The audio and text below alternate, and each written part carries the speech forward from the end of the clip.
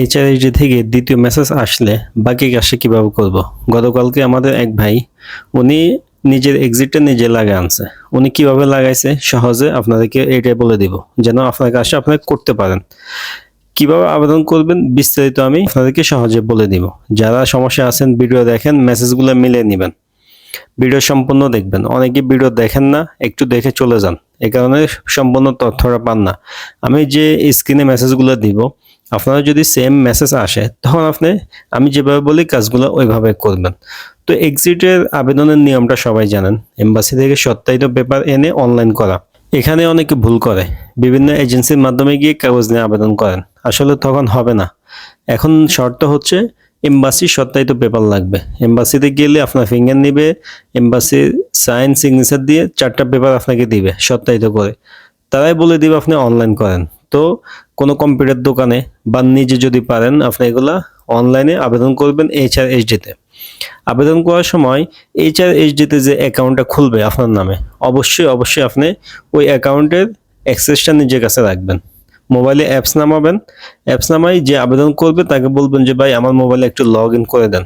কেন? এটা পরে আপনার কাজে লাগবে। অনেকে আবেদন করে নিজেরা বোঝে না কিছু, আসলে অনেকেই আছে, বয়স্ক আছে বা মোবাইল সম্বন্ধে বুঝে কম, এরকম আছে। তারপরেও বলে দিতেছি, বলার পরে আপনারা একটু খেয়াল করবেন। আবেদন করার সময় আপনার মোবাইলে লগ ইন করে দিতে বলবেন, কারণ কি এটা পরে কাজে লাগবে। তো পেপার আনলেন, অনলাইন করলেন, প্রথম দিন বা দ্বিতীয় দিন আপনার মোবাইলে একটা মেসেজ আসবে, সেটা হলো আপনার আবেদন গ্রহণ করা হয়েছে। এরপরে দ্বিতীয় মেসেজ আপনার কাছে যখন আসবে, সাদ্দাত নাম্বার দেখ আর না দেখ, যদি ওখানে কোনো সাদ্দাত নাম্বার উল্লেখ থাকে, প্রথমে 14 দিয়ে শুরু অথবা 15 দিয়ে শুরু, সাধারণত এখন 15 দিয়ে চলতেছে, এরপর হয়তো 16 দিয়ে আসবে কয়েক মাস পরে, 6টা সংখ্যা থাকে। আপনি যদি দেখেন আপনার সেখানে কোনো সাদ্দাত নাম্বার আসছে অথবা আসে নাই, যদি নাও আসে আপনি এইচআরএইচডি অ্যাপসে গিয়ে ঢুকবেন। ঢোকার পরে আপনি দেখেন স্ক্রিনে এই ধরনের লেখা থাকে কি না। আমি ঝুম করে দিতেছি আপনারা যেন বুঝতে পারেন। যদি আপনার সেম লেখা থাকে তখন আপনি সরাসরি কোথাও যাওয়া লাগবে না, সরাসরি সফর জেলে চলে যাবেন। আপনি যে অঞ্চলে থাকেন, অর্থাৎ আপনার কফিলের অঞ্চল যেটা আপনি সিলেক্ট করছেন, ওই অঞ্চলে যে সফর জেল আছে, ওয়াফিদিন আছে, সেখানে চলে যাবেন। সেখানে গিয়ে বাকি কাজটা করে আসবেন। 1 দিন 2 দিনের মধ্যে আপনার এক্সিট লেগে যাবে। বিষয়টা কি আপনার বুঝতে পারছেন? আমি আবারও ক্লিয়ার করে বলতেছি। প্রথমে যাদের আকামা এক্সপায়ার, দেশে যাইতে চান, শুধু আকামা এক্সপায়ার, অন্য কোনো সমস্যা না, তারা জেদ্দা হইলে, জেদ্দা অঞ্চলে যদি আপনার থাকেন বা আপনার কফিলের অঞ্চল জেদ্দা হয়, জেদ্দা কনসুলেট অথবা আপনার এলাকায় কনসুলেট টিম যখন আসে সেখানে গিয়ে, অথবা রিয়াদ এম্বাসিতে গিয়ে, অথবা এম্বাসির টিম যখন বিভিন্ন শহরে যায় সেখানে গিয়ে সত্যায়িত পেপার নেবেন, আউটপাসের পেপার নেবেন, এবং কি তথ্যগুলা সঠিক দিবেন। আপনার কফিলের মুক্তব আমল কোথায়, আকামা নাম্বার, সবগুলা সঠিক তথ্য দিয়ে ফর্ম ফিল আপ করে নেবেন। 4টা ফর্ম দিবে, এই ফর্মগুলোর মাধ্যমে এই ফর্মগুলা রেফারেন্স হিসেবে দিয়ে আপনি অনলাইনে আবেদন করবেন এইচআরএইচডিতে। নিজে পারলে করলেন, না হলে কারো মাধ্যমে করবেন। অনলাইন করলে প্রথমে একটা মেসেজ আসবে, আবেদন গ্রহণ করা হয়েছে। দ্বিতীয় একটা মেসেজ আসবে, দ্বিতীয় মেসেজটা 10 দিন 15 দিন 20 দিন পরেও আসতে পারে, সময় নির্দিষ্ট করে বলা যায় না। খেয়াল রাখবেন মেসেজ আসছে কিনা। মেসেজ আসলে আপনি 2 ধরনের মেসেজ আসতে পারে, এটা আমি ভাঙিয়ে দিতেছি। একটা মেসেজ হইল সাদ্দাত নাম্বার উল্লেখ আছে, যে আবেদন নাম্বার এত, পিন নাম্বার এত, যেটা 15 দিয়ে প্রথমে শুরু হয়। অথবা আরেকটা মেসেজ আসতে পারে যেখানে শুধু তারা রিভিউ চাইতেছে, যে আমাদের সার্ভিস কেমন লাগছে, আপনি রিভিউ দেন, আপনি ফিডব্যাক দেন। যে ধরনের মেসেজে আসুক, আপনি কি করবেন, এইচআরএইচডি অ্যাপসে ঢুকে যাবেন। ঢুকে দেখবেন কি লেখা আছে, স্ক্রিনে যে ছবিটা দিচ্ছে এই ধরনের লেখা যদি আসে, অথবা আপনার মোবাইলে প্রথমেই সাদ্দাত নাম্বার সহ মেসেজ এসে গেছে, তখন আপনার কাজ শুধুমাত্র সফর জেলে যাওয়া, আর কোনো কাজ এখন বাকি নেই। একবার কিন্তু এক ধরনের নিয়ম চেঞ্জ হইতেছে। সর্বশেষ যে নিয়ম এখন আপনারা দেখতেছেন, 13 মে 2026, 13 মে 2026-এর সর্বশেষ আপডেট হচ্ছে সাদ্দাত নাম্বার আসার পরে কফিলের অঞ্চলে সফর জেলে সরাসরি চলে যাওয়া। সফর জেলে যাওয়ার সময় অবশ্যই পাসপোর্ট লাগবে, মাস্ট বি পাসপোর্ট নিতে হবে, এটা মিস করা যাবে না। ইকামা যদি কার্ড থাকে ভালো, না থাকলে আফসিরের ছবি অথবা ইকামা নাম্বার নিয়ে যাওয়া লাগবে। এবং কি আপনার মোবাইলে যে মেসেজ আসে সাদ্দাত নাম্বারে আসছে, ওইটা আপনি নিয়ে যাবেন। যদি মেসেজের মাধ্যমে আসে তাহলে ভালো। অথবা যদি আপনার এইচআরএইচডিতে ঢুকলে সেখানে শো করে, ওইটা স্ক্রিনশট দিয়ে রাখবেন, অর্থাৎ সাদ্দাত নাম্বারটা হইলে হয়েছে।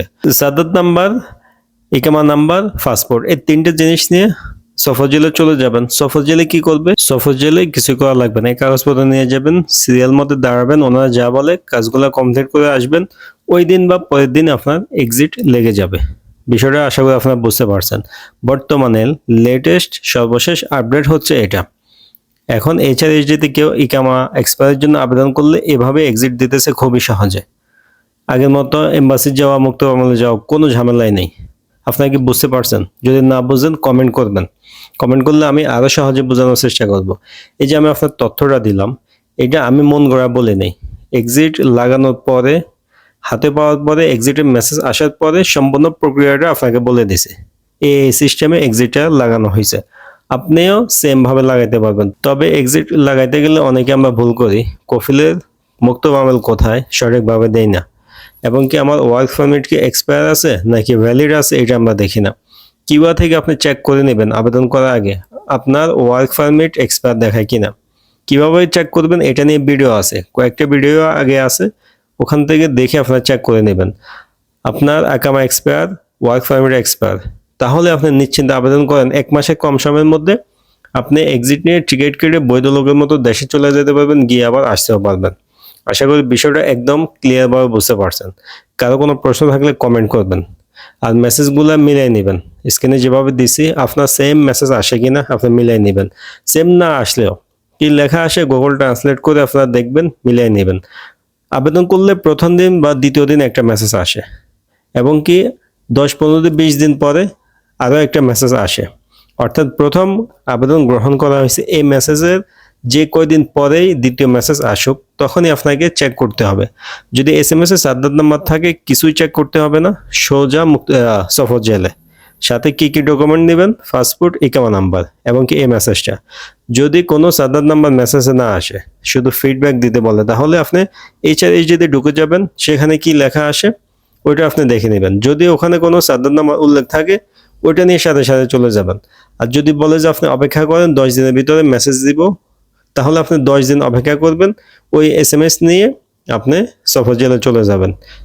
সফর জেলে গেলে ওই দিন বা পরের দিন আপনার এক্সিট লেগে যাবে। কোনো ধরনের ঝামেলা নাই, কোনো ধরনের প্যারা নাই, কোথাও দৌড়াদৌড়ি করতে হবে না।